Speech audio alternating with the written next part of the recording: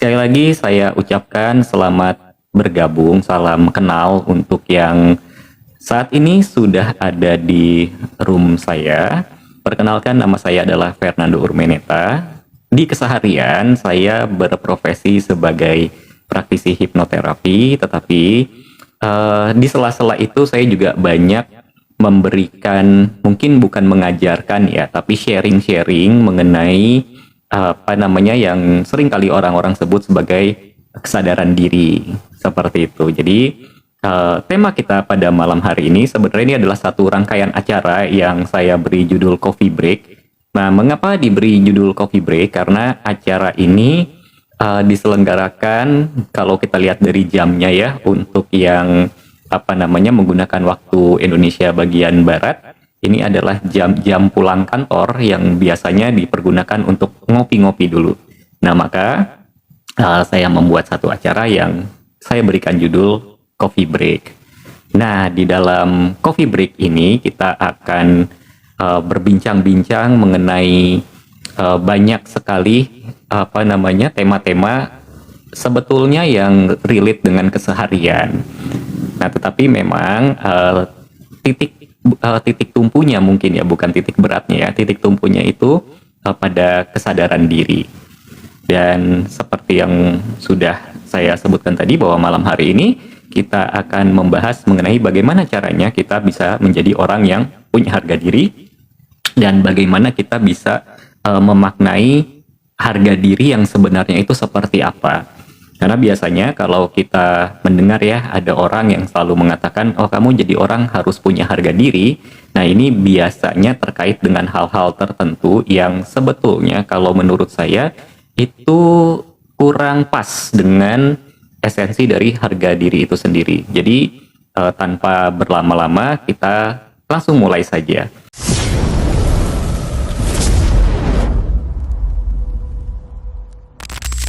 Nah, saya akan memulainya dengan sebuah pertanyaan. Teman-teman yang saat ini hadir, mungkin nanti boleh ditulis di kolom komentar ya. Yang saat ini sudah hadir di room saya, pernah tidak merasakan satu atau mengalami satu peristiwa di dalam kehidupan di mana teman-teman itu merasa seperti terasing dari dirinya sendiri?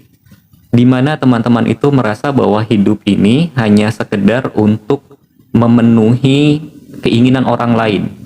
Di mana teman-teman merasa bahwa nggak enakan misalnya gitu ya, sehingga kalau orang minta tolong walaupun lelah dan lain sebagainya itu sepertinya harus saja, karena takut dibilang egois, takut dibilang apa namanya tidak peduli dengan orang lain, takut dijauhi dan lain sebagainya lah ya. Nah, ini situasi yang agaknya cukup sering dialami oleh masyarakat kita. Mengapa?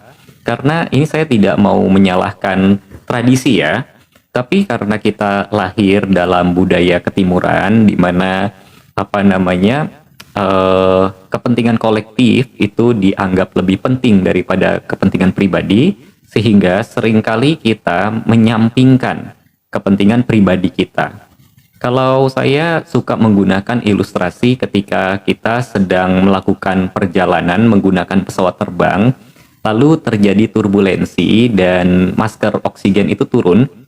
Nah, tentunya pada saat masker oksigen ini turun, kalau kita sedang melakukan perjalanan ini dengan anak kecil ya, kemudian masker oksigen itu turun karena adanya turbulensi, maka pertanyaannya siapa yang harus pertama kali kita berikan masker oksigen itu gitu. Siapa yang pertama kali harus kita selamatkan? Apakah kita harus pasang ke anak kita dulu? Nah, kalau kita kemudian berpikir dengan sudut pandang apa namanya sayang anak, katakanlah seperti itu ya, tentunya kita akan memikirkan bahwa ya saya nggak boleh egois, saya harus selamatkan anak saya dulu. Nah, tetapi faktanya ketika kita melakukan perjalanan di pesawat terbang, menggunakan pesawat terbang bersama seorang anak kecil, lalu terjadi turbulensi yang mengakibatkan masker oksigen itu turun, maka kita harus memasangkan terlebih dahulu kepada diri kita sendiri, bukan kepada orang lain. Kenapa kita harus memasang oksigen ke diri kita sendiri dulu, baru ke anak-anak, baru ke anak yang ikut perjalanan dengan kita. Karena prinsipnya begini, kalau kita langsung memberikan oksigen itu, masker oksigen itu kepada anak yang melakukan perjalanan dengan kita, lalu terjadi apa-apa dengan diri kita, maka anak itu tidak bisa membantu. Tetapi kalau kita pasang, kita sudah selamat nih, kita pasang oksigen itu kepada diri kita sendiri, lalu kemudian terjadi apa-apa yang misalnya katakanlah anak itu menjadi lemas dan lain sebagainya, nah kita bisa membantu untuk memasangkan masker oksigen itu kepada si anak. Nah itulah sebabnya ini bukan hal yang egois, tetapi kalau kita mau berpikir lebih panjang, kalau kita selamat tentunya kita bisa menyelamatkan orang lain, kita bisa menyelamatkan anak kecil yang sedang melakukan perjalanan dengan kita. Nah di dalam kehidupan juga sama, ada kalanya kita perlu memikirkan diri kita dulu untuk kita bisa membantu orang lain. Nah, tetapi sekali lagi saya tidak mau menyalahkan atau tidak ingin terkesan menjadi menyalahkan tradisi kita di budaya timur yang memiliki satu masyarakat kolektif di mana kepentingan kolektif itu harus diletakkan di atas kepentingan pribadi, sehingga seringkali kita justru mengorbankan kepentingan pribadi kita. Ini tentunya bukan hanya sekedar kepentingan, sangat sering sekali kita justru mengingkari diri kita sendiri. Sangat sering kita kemudian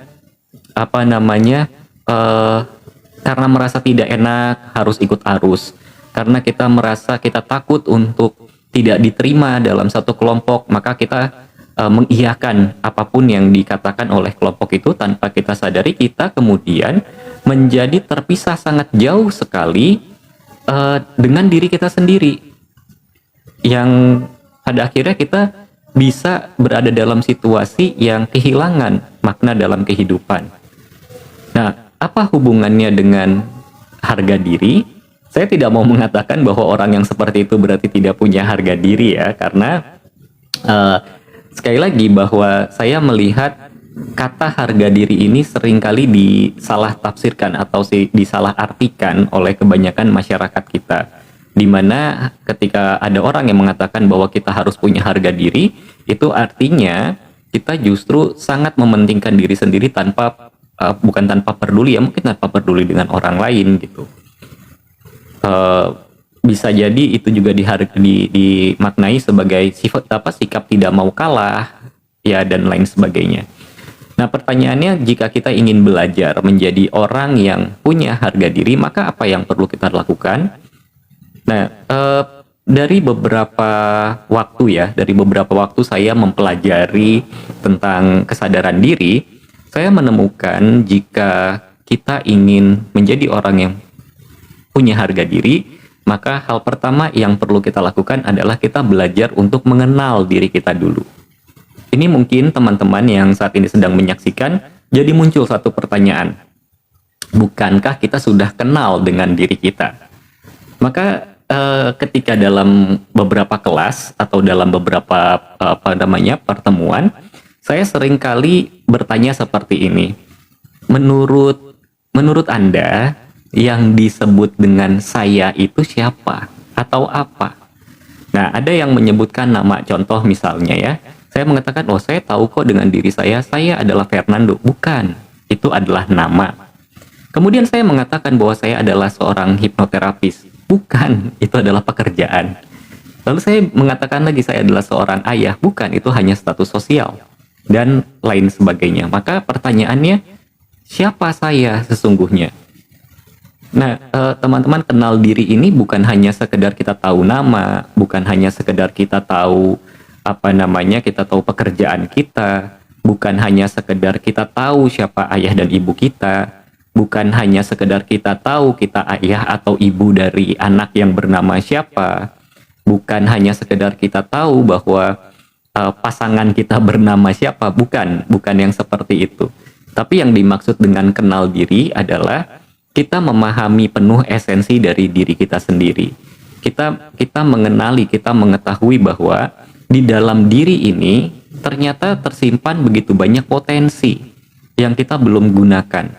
Di dalam diri ini juga terdapat berbagai macam luka yang diakibatkan dari pengalaman masa lalu kita. Sehingga kenal diri itu artinya kita juga bisa menerima. Kita bisa menerima segala kekurangan kita bisa menggunakan segala kelebihan kita. Dengan tentunya ya, dengan eh, penerimaan yang sesungguhnya. Jadi bukan apa penerimaan semu gitu, bukan penerimaan yang sekedar ya sudahlah mau gimana lagi, udah ya udah saya mah memang begini orangnya mau apa lagi gitu. Bukan penerimaan yang seperti itu, melainkan penerimaan yang sesungguhnya. Penerimaan bahwa kita menyadari oh ternyata di dalam diri kita itu, di dalam diri saya itu masih ada luka-luka. Oh ternyata di dalam diri saya itu masih ada loh hal-hal yang belum saya selesaikan. Oh ternyata saya ini maunya tuh ini loh. Karena tidak jarang saya bertemu dengan orang-orang yang bahkan dia tidak tahu apa yang dia mau. Jadi biasanya ya kalau dalam kelas-kelas itu kan saya sering bertanya gitu. Ketika saya bertanya, coba deh sebutin yang kamu inginkan dalam hidup apa sih? Kebanyakan peserta akan menjawab, saya ingin hidup bahagia dan sejahtera. Tetapi waktu saya tanya lagi, yang kamu maksud dengan bahagia itu apa? Yang kamu maksud dengan sejahtera itu kondisi yang seperti apa? Ini kebanyakan dari peserta itu mengalami kebingungan, mengalami apa namanya ketidaktahuan gitu. Artinya banyak sekali orang yang tidak tahu apa yang dia inginkan. Tetapi ketika ditanya apa yang orang tua kamu mau, apa yang adik kamu mau, apa yang pasangan kamu mau, apa yang teman-teman kamu mau, rata-rata menjawabnya itu cukup cepat. Jadi artinya banyak orang yang justru lebih kenal dengan orang lain dibanding dengan dirinya sendiri. Nah, maka kalau kita mau menjadi orang yang punya harga diri, hal yang pertama kita lakukan, yang perlu kita lakukan adalah coba kita mengenal kembali diri kita. Kita gali lagi, oh saya tuh punya potensi apa. Kita gali lagi bahwa kita ini punya luka yang seperti apa. Oh gali lagi, sebenarnya apa yang saya inginkan di dalam kehidupan ini. Nah ini tentunya tidak bisa dilakukan dalam waktu ya apa namanya dalam durasi apa live saya ini ya, nggak bisa seperti itu gitu. Ini tentunya butuh satu kontemplasi yang dilakukan secara rutin, yang dilakukan dengan konsisten, yang dilakukan dengan sepenuh hati tentunya. Nah, setelah kita sudah kenal diri, kita sudah tahu potensi diri kita apa, kita sudah mengenali luka-luka yang kita punya apa dengan penuh penerimaan, tentunya penerimaan yang sesungguhnya ya. Dan kemudian kita juga mengetahui apa yang kita mau di dalam kehidupan, apa yang sesungguhnya kita cari di dalam kehidupan ini. Nah, maka langkah selanjutnya yang perlu kita pelajari adalah menjadi orang yang sadar diri. Orang yang sadar diri ini terkait dengan kejujuran. Apa sih bedanya sadar diri dengan kenal diri? Sebetulnya sadar diri ini adalah level up dari kenal diri. Jadi kalau kita sudah kenal, ya nanti kita akan secara otomatis dari kita kenal diri ini kita menjadi orang yang sadar diri. Kita menyadari penuh keberadaan diri kita. Kita menyadari bahwa kita ini ada sesungguhnya. Nah ini jadi pertanyaan juga ya. Sesungguhnya ini kita ada atau tidak kan begitu ya. Jadi ada beberapa orang yang mengatakan sebenarnya kita ini nggak ada. Ini adalah ilusi dan lain sebagainya. Ya tetapi saya tidak menyikapinya seperti itu ya. Bahwa kita ada ya kita ada. Kan ada yang mengatakan bahwa René Descartes kalau saya tidak salah ya mengatakan bahwa saya berpikir maka saya ada. Berarti syaratnya kita ada adalah karena kita berpikir kan seperti itu. Nah, tetapi seringkali kita itu terpenjara dengan pikiran kita sendiri. Nah, maka sadar diri ini mengajak kita untuk memahami apa yang ada di dalam pikiran kita. Kita menyadari sepenuhnya, kita menjadi pengawas atas pikiran kita sendiri. Karena banyak loh orang-orang yang ternyata berpikir secara tidak sadar. Tuh, bagaimana berpikir secara tidak sadar? Jadi orang-orang yang tidak pernah mengawasi pikirannya sehingga terciptalah kondisi-kondisi seperti overthinking dan lain sebagainya begitu. Nah, maka sadar diri ini mengajak kita untuk kemudian menjadi pengawas dari pikiran kita sendiri sehingga nanti kita bisa memahami bahwa oh ternyata banyak loh pikiran-pikiran saya yang sesungguhnya tidak rasional. Oh, ternyata banyak loh pikiran-pikiran yang muncul di dalam benak saya yang sesungguhnya hal itu tidak perlu saya pikirkan. Atau mungkin bisa jadi bukan saatnya untuk dipikirkan sekarang. Contoh misalnya, apakah kita perlu memikirkan masa lalu? Kita tidak perlu memikirkan masa lalu. Apakah kita perlu memikirkan masa depan? Kita juga tidak perlu memikirkan masa depan. Mungkin akan ada pertanyaan seperti ini. Bukankah kita harus merencanakan masa depan kita? Merencanakan dengan memikirkan ini adalah dua hal yang berbeda tentunya. Pada saat kita merencanakan masa depan kita, berarti kita sudah meletakkan satu titik tuju di sana. Yang perlu kita rencanakan adalah bagaimana sikap kita hari ini terhadap rencana itu. Apa yang akan kita lakukan hari ini untuk menuju pada satu titik yang kita sudah tetapkan di masa depan kita. Jadi artinya merencanakan dengan memikirkan itu berbeda. Memikirkan masa depan itu akan membuat kita masuk ke dalam satu kekhawatiran. Nah, sadar diri atau yang disebut dengan kesadaran atas diri, ini adalah bagaimana kita belajar untuk hidup di masa sekarang, untuk hidup di masa ini, untuk hadir sepenuhnya di masa sekarang. Jadikan masa lalu itu hanya sebagai guru, sebagai pelajaran. Oke, saya pernah mengalami satu peristiwa yang tidak menyenangkan. Maka, apa yang bisa saya lakukan agar saya tidak lagi terjebak dalam peristiwa yang tidak menyenangkan tersebut? Nah, ini yang perlu kemudian dilakukan di tahap sekarang. Jadikan masa lalu hanya sebagai guru. Jadikan masa lalu itu sebagai pelajaran untuk kita agar tidak terjerumus lagi ke hal yang sama. Lalu jadikan masa depan itu hanya sebagai satu titik tuju. Buatlah perencanaan atas masa depan, tapi hiduplah di masa sekarang. Sehingga kita menjadi orang yang benar-benar present. Kita menjadi orang yang benar-benar hadir seutuhnya di dalam kehidupan kita di masa sekarang. Nah, inilah yang dimaksud dengan sadar diri. Jadi tadi kita sudah membahas soal kenal diri dan kita sudah membahas soal sadar diri. Jadi kalau saya recap, sadar diri itu mungkin bukan level ya, tapi ya boleh kita katakan sebagai satu evolusi dari kenal diri. Ketika kita sudah mengenal diri kita sudah tahu apa saja kekurangan kita sudah tahu apa saja kelebihan kita tahu apa yang kita mau di dalam kehidupan ini. Nah, maka kita bisa beranjak ke sadar diri. Kita mulai belajar untuk hidup di masa sekarang. Nah, bagaimana cara yang paling mudah untuk kita menjadi orang yang sadar diri adalah dengan memberikan atensi pada nafas kita. Yuk teman-teman, kalau saya tanya, teman-teman hari ini sudah bernafas berapa kali? Atau mungkin kalau saya tidak bertanya teman-teman sudah bernafas berapa kali, mungkin teman-teman tidak sadar bahwa teman-teman itu sedang bernafas. Ya, seringkali kita itu dalam nafas ini take it for granted. Kita lakukan ya sudah sebagaimana ya sudah layaknya manusia, sudah layaknya makhluk hidup untuk bernafas. Kita tidak pernah benar-benar memperhatikan nafas yang kita lakukan. Kita tidak pernah benar-benar menghayati setiap tarikan dan hembusan nafas yang kita lakukan. Nah, belajar sadar diri bisa dimulai dari belajar menghayati nafas sendiri. Belajar untuk memberikan satu kesadaran, belajar untuk benar-benar present pada saat kita sedang bernafas.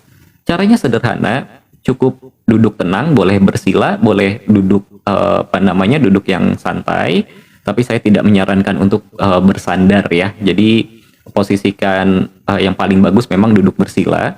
Lalu kemudian mulai sadari aliran udara yang masuk ketika teman-teman menarik nafas dan sadari aliran udara yang keluar ketika membuang nafas. Itu cara belajar untuk meningkatkan kesadaran diri, bahwa kita sadar diri ini ada. Kita sadar bahwa kita saat ini sedang bernafas. Kurang lebih seperti itu. Nah, kalau kita sudah kenal diri, kita sudah sadar diri, maka kita akan naik level lagi menjadi, atau kita perlu belajar menjadi orang yang tahu diri. Nah, ini kata-kata atau kata yang paling mungkin sering ya kita dengar di dalam kehidupan. Kamu jadi manusia mah harus tahu diri. Nah, biasanya ketika ada orang yang menggunakan kata tahu diri, ini seringkali digunakan untuk merendahkan orang lain. Padahal tahu diri itu bukan ditujukan untuk merendahkan orang lain, bukan, atau merendahkan diri kita sendiri, bukan. Jadi seringkali ada orang yang mengatakan, saya mah jadi orang kudu tahu diri, saya mah tahu diri sehingga ya udahlah saya nggak usah saya nggak usah berpendapat, ya udahlah saya nggak usah hadir di dalam pertemuan-pertemuan tertentu. Tahu diri itu bukan yang seperti itu. Tetapi yang dimaksud dengan orang yang tahu diri adalah dia tahu bahwa oke, ini saatnya saya untuk memberikan pendapat. Oke, ini saatnya saya untuk diam. Oke, ini saatnya saya untuk melakukan tindakan. Oke, ini saatnya saya untuk tidak melakukan apa-apa. Ini adalah yang dimaksud dengan orang yang tahu diri. Termasuk juga dia mengetahui kapan dia harus bekerja dan kapan dia harus beristirahat. Gitu. Jadi tahu diri itu bukan untuk merendahkan. Kamu harus tahu diri jadi orang. Biasanya ini kan disebutkan dari orang-orang yang merasa dirinya punya strata lebih tinggi kepada orang-orang yang dianggap punya strata lebih rendah. Biasanya seperti itu, padahal bukan. Tahu diri itu lebih ke arah sikap kita. Kita bisa menempatkan diri kita sesuai dengan situasi dan kondisinya. Termasuk juga ketika kita berada dalam satu situasi yang terlihat jelas bahwa kita tidak diinginkan dalam situasi tersebut, orang yang tahu diri itu akan meninggalkan situasi itu. Karena dia tahu dirinya harus berada di mana. Dia tahu ketika dirinya tidak diinginkan. Orang yang tahu diri tidak akan mau memaksakan bahwa saya harus ada di dalam situasi ini. Tidak, bukan seperti itu. Dan juga orang yang tahu diri adalah dia yang tahu batasan dirinya. Seperti tadi waktu saya membuka itu kan saya bertanya pada teman-teman semua, apakah teman-teman pernah berada dalam situasi di mana teman-teman itu merasa seperti harus mengikuti keinginan orang lain, seperti harus selalu menuruti apa yang lingkungan inginkan, seperti ya intinya teman-teman tidak bisa menjadi diri sendiri, seperti itu. Nah, orang yang tahu diri adalah orang yang tahu kapan dia harus berkata tidak. Jadi orang yang tahu diri itu pada saat dia lelah, dia akan mengatakan, maaf saya lelah. Karena pada saat kita menolak bukan berarti kita tidak mau. Contoh misalnya, teman-teman sudah lelah kerja seharian, lalu kemudian katakanlah saya meminta satu bantuan yang teman-teman tidak mungkin untuk lakukan karena dalam kondisi lelah. Kalau teman-teman tahu diri, maka teman-teman akan bisa menolak permintaan saya, menolak permohonan bantuan dari saya karena teman-teman sudah lelah. Tentunya dengan jawaban yang tidak menyakitkan. Kan bisa dengan menjawab misalnya, maaf ya mas, saya sedang lelah, mungkin lain kali saya akan membantu. Orang yang tahu diri akan mampu untuk menjawab seperti itu. Sedangkan orang yang tidak tahu pada dirinya, walaupun dia lelah, dia akan lakukan. Meskipun itu menyiksa dirinya, meskipun itu membuat dirinya menjadi semakin lelah lagi sehingga mungkin bisa sakit dan lain sebagainya. Tapi orang yang tidak tahu pada dirinya, dia akan rela melakukan apa saja karena ya tadi ya merasa tidak enakan. Yang akhirnya nanti terciptalah satu kondisi yang disebut dengan self-neglected atau kok saya jadi lupa ya, penolakan pada diri lah intinya, seperti itu. Nah, ketika kita sudah belajar untuk menjadi orang yang tahu diri, kita tahu di mana kita harus berada, kita tahu bahwa kita tidak mampu untuk melakukan sesuatu dan kita berani untuk mengatakan tidak. Kita tahu bahwa kalau kita memaksakan diri ini hasilnya tidak akan baik. Kita tahu bahwa kapan kita harus istirahat. Maka disinilah kita mulai bisa belajar untuk menjadi orang yang punya jati diri. Kuncinya untuk menjadi orang yang punya jati diri adalah hidup apa adanya, tetapi bukan seadanya. Nah, kira-kira maksudnya apa ya? Hidup apa adanya, tetapi bukan seadanya. Kalau hidup seadanya itu ya yang bagaimana dikasih saja gitu. Ini kita jangan salah maknai dengan sikap bersyukur. Sikap bersyukur itu harus. Tetapi kita juga tidak boleh hidup seadanya saja. Hidup begini-begini saja, tidak ada peningkatan, tidak ada perubahan. Ini yang tidak boleh dilakukan. Nah, sehingga orang yang punya jati diri, yang dimaksud dengan dia hidup seadanya adalah bagaimana dia hidup sesuai dengan dirinya. Bagaimana dia hidup sesuai dengan fungsinya.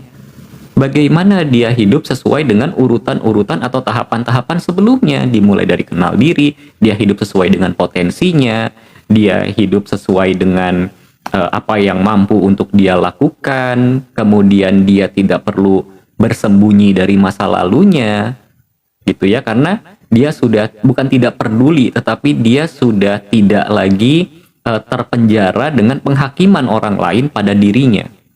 Lalu kemudian orang-orang yang punya jati diri itu adalah orang yang pasti sadar diri, orang yang tahu eksistensi dirinya di saat ini.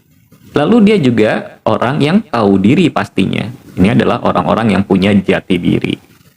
Nah, kadang-kadang kita suka keliru ya dalam membedakan antara orang yang punya jati diri dengan orang yang egois gitu. Sehingga banyak orang yang mengingkari dirinya sendiri hanya karena dia tidak mau dibilang dia itu egois.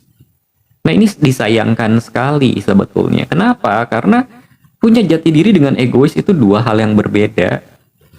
Punya jati diri itu dia hidup sesuai dengan sesuai dengan kodratnya. Dia hidup sebagaimana layaknya dia harus hidup. Dia hidup sebagai dirinya sendiri. Sedangkan orang yang egois itu dia hidup semau-maunya. Ini dua hal yang berbeda. Orang yang punya jati diri itu juga akan memikirkan kepentingan orang lain. Orang yang punya jati diri itu akan dengan sangat mudah membantu orang lain. Nah, sedangkan orang yang orang yang egois itu ketika dia membantu orang lain pun ini sifatnya transaksional. Dia akan bertanya bahwa kalau saya bantu dia, terus untungnya apa buat saya? Ini biasanya ada pertanyaan-pertanyaan yang seperti itu gitu. Selalu ada intensi terselubung di balik apa yang dia lakukan. Ini adalah orang-orang yang egois. Tapi orang yang punya jati diri, maka dia ketika dia membantu ya karena dia mau membantu, bukan karena dia berharap ketika dia membantu itu dia akan mendapat imbalan apa. Dia tidak berharap bahwa ketika dia membantu atau dia berbuat baik pada orang lain, maka orang itu akan berbuat baik juga dengan dia. Tidak. Orang yang punya jati diri, dia membantu karena dia mau membantu. Tapi orang yang egois, dia membantu karena dia punya kepentingan lain di balik itu. Begitu ya. Nah, lalu kemudian ketika kita sudah kenal diri, kita sudah sadar diri, kita sudah belajar tahu diri, kita sudah menjadi orang yang punya jati diri, maka disinilah kita sudah punya harga diri. Harga diri ini bukan ego, harga diri ini bukan gengsi, bukan. Tapi harga diri ini adalah kemampuan kita untuk melihat bahwa diri kita berharga. Tadi saya mengatakan orang yang tahu diri, dia akan tahu ketika dia tidak diinginkan dalam katakanlah satu lingkungan, maka dia akan meninggalkan lingkungan tersebut. Ini bukan egois, ini bukan lemah, tapi karena dia tahu diri dia begitu berharga, sehingga dia tidak rela, dia tidak mau dirinya diperlakukan dengan buruk.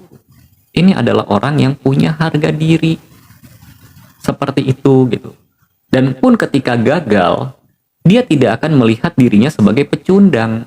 Ketika gagal, orang yang punya harga diri tetap akan menganggap dirinya berharga, sehingga dia melihat bahwa kegagalan dia adalah satu pelajaran yang bisa dia ambil, bagaimana kemudian dia bisa mengatur hidupnya di masa depan agar tidak mengalami kegagalan yang serupa. Ini adalah orang yang punya harga diri. Jadi sekali lagi, orang yang punya harga diri itu bukan orang yang semena-mena. Orang yang punya harga diri bukan orang yang egois. Orang yang punya harga diri itu bukan orang yang gengsian. Orang yang punya harga diri itu apakah masih akan meminta bantuan pada orang lain? Dalam situasi tertentu, orang yang punya harga diri ini juga perlu ya meminta bantuan pada orang lain. Akan tetapi kalau seseorang yang punya harga diri pada saat dia meminta bantuan dengan orang lain, maka dia harus memastikan bahwa pada saat dia meminta bantuan ini tidak akan merepotkan orang yang dia mintai bantuan. Dan orang yang punya harga diri, ketika ada orang yang membantu dia, maka dia akan membalas kebaikan itu dengan kebaikan yang sepadan, sesuai kemampuan tentunya. Ini adalah orang yang dikatakan orang yang punya harga diri. Jadi bukan yang misalnya kita lagi kesulitan nih, lalu kemudian ada yang menyarankan, coba deh kamu minta bantuan ke si ke si A misalnya. Terus kita mengatakan, wah nggak deh, saya mah punya harga diri. Bukan yang seperti itu. Nah, kecuali ya kalau si A ini memang sudah terkenal, misalnya ada orang yang minta bantuan, bukannya dibantuin malah dicaci maki misalnya. Nah, ini bisa mengatakan bahwa ya maaf ya, saya tidak akan ke dia karena saya punya harga diri. Maksudnya adalah lebih baik saya kesulitan daripada saya harus dicaci maki. Lebih baik saya kesulitan daripada saya harus direndahkan. Ini adalah ciri orang yang punya harga diri. Justru orang yang belum memiliki harga diri, itu dia yang rela untuk diinjak-injak, dia yang rela untuk dihinakan, dia adalah orang yang rela untuk direndahkan, hanya supaya dia mendapatkan bantuan. Dia rela untuk, ya saya nggak tega untuk sebutnya lah. Tapi seperti itu. Nah, maka semoga melalui apa yang kita kita diskusikan di malam hari ini bisa membuat kita atau mungkin ya memotivasi kita untuk ya menjadi orang yang punya harga diri. Karena kalau kita sudah menjadi orang yang punya harga diri, kita tidak akan mudah untuk dijajah dengan bentuk apapun. Kita tidak akan mudah untuk dipengaruhi dengan segala macam propaganda yang ada gitu. Jadi seperti itu ya teman-teman ya, kita perlu belajar. Semuanya itu perlu belajar. Jadi tidak ada yang orang tiba-tiba meskipun ada yang mengatakan bahwa harga diri itu kita bawa dari lahir, ya ada pernyataan yang seperti itu juga tidak salah. Tetapi kalau saya melihatnya, harga diri itu adalah sesuatu yang perlu kita perjuangkan, sesuatu yang kita harus pelajari, sesuatu yang harus kita miliki, bukan yang tiba-tiba diberikan pada kita begitu saja, bukan. Nah, tadi kalau saya recap lagi, kita bisa memulai dengan kita belajar untuk kenal diri, lalu kemudian yang kedua kita belajar untuk menjadi orang yang sadar diri, yang ketiga kita belajar menjadi orang yang tahu diri, yang keempat kita belajar untuk menjadi orang yang punya jati diri, dan yang terakhir kita menjadi orang yang punya harga diri. Seperti itu ya. Jadi mungkin itu yang bisa kita diskusikan di malam hari ini. Maka saya sudahi dulu perjumpaan kita.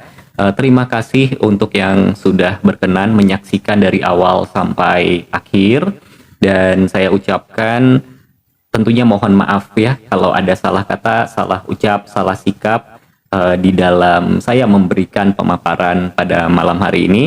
Kita akan jumpa lagi di paparan-paparan yang berikutnya. Selamat malam, selamat beristirahat. Sampai jumpa lagi. Terima kasih.